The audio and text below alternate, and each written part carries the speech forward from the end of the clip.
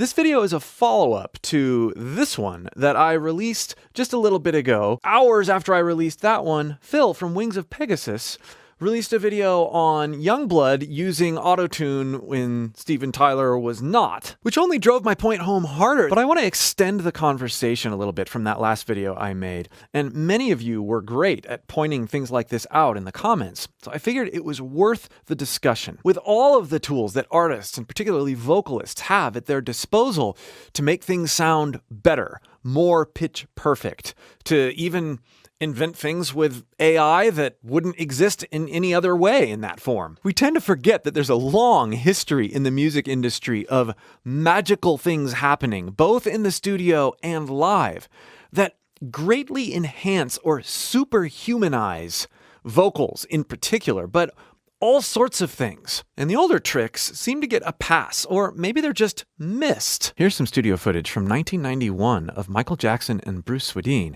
going through vocal comps of a particular line in Jam. You must live each day like it's the last. Go with it, Jam! Can you hear that again? This is sick. You must live each day like it's the last. Go with it! Look at that. Go with it, Jam! I'm gonna circle that just in case. You know? Michael's making meticulous notes as to which take he likes best.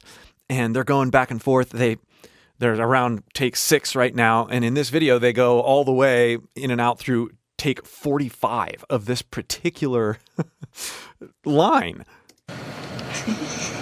You must live each day like it's the last. Go with it, Jam! Why do people see cameras? They gotta act like I know. What was that? 7. You must live each day like it's the last. Go with it, Jam! See, And they're having so much fun. It's awesome. see why we can't wear boots? Everybody fixing their hair, straightening their Bruce curling his mustache. Right. Haven't had time to get a haircut. Here's 8. Must live each day like it's the last. Go with it, Jam! You must live each day like it's the last. Go with it, Jam! Yeah. Even there, Michael being a percussion instrument with his pencil on his notes. 44. Where Bruce? Heard me, I found peace within myself. Go with it, Jam!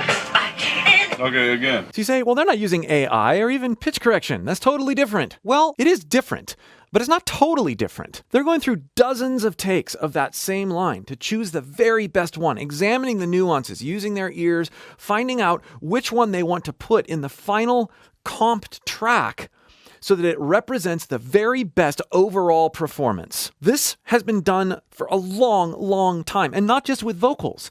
The Stairway to Heaven solo that we love so much from the studio was comped together, combined from 4 or 5 different takes to make it what we know and love today. It wasn't a single take. Michael's incredible studio vocal performances are the result of lots of comping, lots of discerning, listening, and choosing the right thing for the right moment, and lots of layering and other effects. This is creating a standard and an expectation that cannot be replicated live. Well, there's no manipulation or transformation of the voice. He actually sang all that. We're just choosing the best stuff. Well, Brad Delp, Boston, More Than a Feeling. I closed my eyes and she slipped away. So you hear Brad's voice doubled there, right? It's not just a single performance. There's this softening that's happening from the layering. Listen on. She slipped away.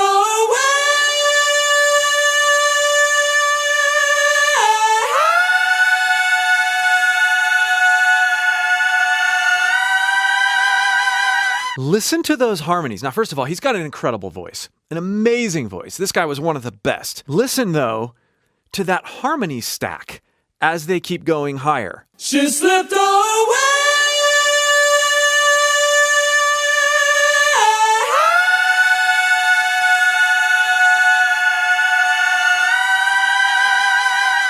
Listen to that trail at the very end. There's that really high one that is so incredibly high, and the formant is a little bit off. I, of course, wasn't there in the studio when they were recording this, but I have been in professional recording studios doing background vocal sessions myself, adding harmony stacks on analog tape.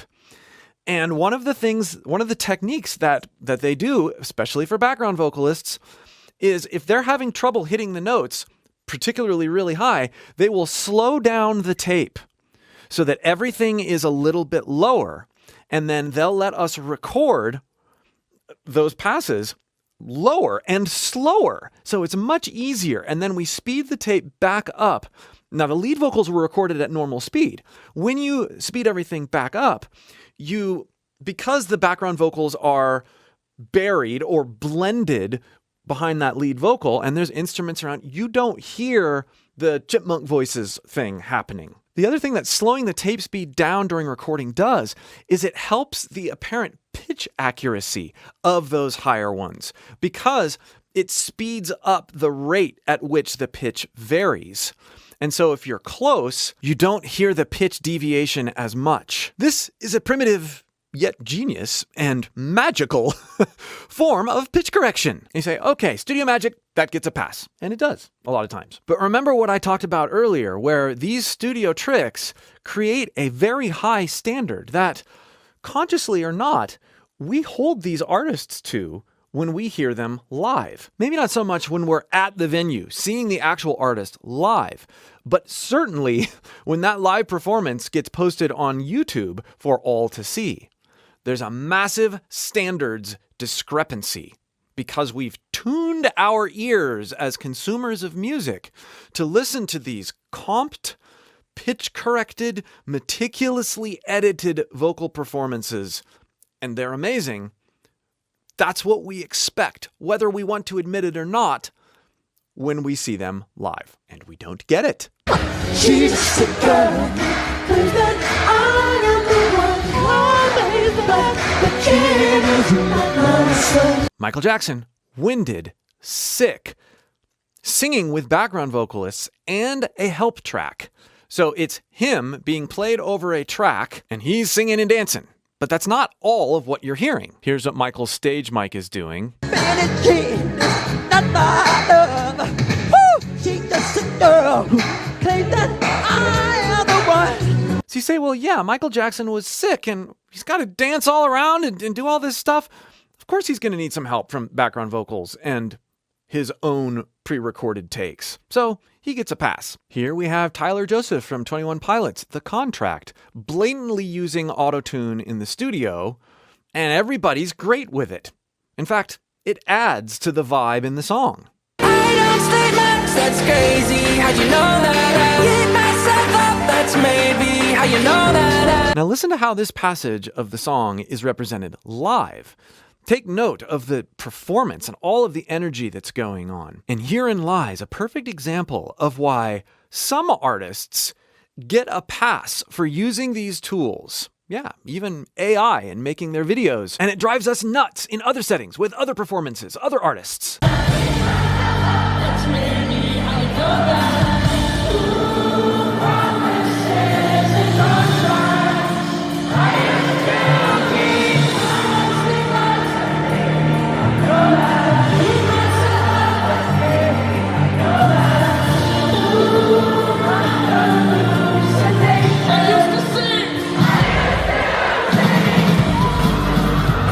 Now you hear and see Tyler on a live mic singing some of it, and then he gets the audience involved and he takes the mic away and you hear the crowd singing back to him, which is just so cool. You also hear vocal effects. You hear backing tracks from Tyler in the background as well as music. That it's just two people and there's so much more going on. Of course they're playing and singing with tracks. There are vocals happening from Tyler that are not live. They're on tracks, and those vocals are pitch corrected. And so we have this line. On one side of the line, there are recordings or performances that use technology like pitch correction and backing tracks, whatever, as a crutch, as a way to compensate for what may be a weakness. That's on this side. The tools are still being used, but they're being used at least perceptively in that way. And then on the other side, we have these same tools being used, but there's no crutch factor. Who's to say that someone is using the tool as a crutch versus, oh, they're just using it for creative flair and an obvious enhancement? In this, The Contract performance and in the Billie Jean performance, we have lots of help coming from the pre-recorded stuff, lots of help coming from those aids. But the performance, the interaction, the moment is so special because of the way that the artists are treating the audience with their interaction and their involvement. To me, it's so incredibly clear that it's not a cover-up situation, that these tools are being used just to add to the overall environment. Of course he's not going to be able to sing it like that live. And again, you have this incredible live in-studio performance from Youngblood. And I can give it all to you, baby. Can you give it all to me? Also, very, very pleasing to listen to and watch. It's really easy for us when we put ourselves in the judge's seat to sit there and point fingers at artists and say, "You're using auto-tune. That's AI. This is all fake. You're using miming or backing tracks or whatever." In your nice, comfortable chair in your basement recording studio or on your couch while you're watching your phone, and then making all these judgments about why you can't support or endorse or enjoy that artist because they use auto-tune, and this guy from 30 years ago would never do that. And at the same time I mock that, I relate to it because I tend to do the same thing. When I hear something that is clearly been riddled with auto-tune or too much processing, I feel like it takes away from the voice that I want to hear. But at the same time, I'm not going to point fingers at the artist and tell them they suck because they use auto-tune. That's just not the case. They might be overusing an effective tool, maybe, but even that's subjective. So here's what I want to challenge all of us to think about as we're listening to music and as we're creating our own music with our own voices. If you're listening to an artist or a performance and you're finding that you're not enjoying it, just go listen to something else.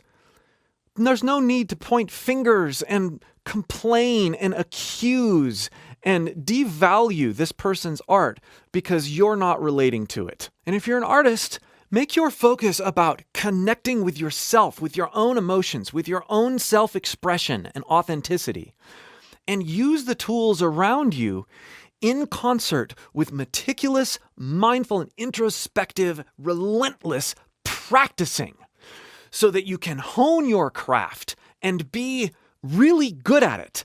And then use these tools in creative ways that enhance but don't help you crutch or be lazy in your pursuit to create your art. Leave it at that.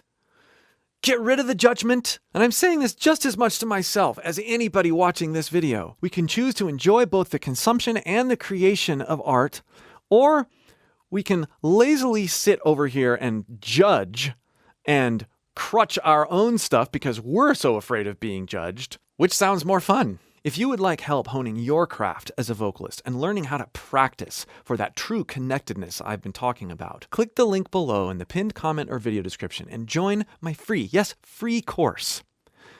I'll help you non-judgmentally experiment with your voice based on your inspirations, regardless of how that stuff was made, and help you do things you never thought possible with your voice. And here's the whole version of the beautiful Michael Jackson video that I referred to at the beginning of this video.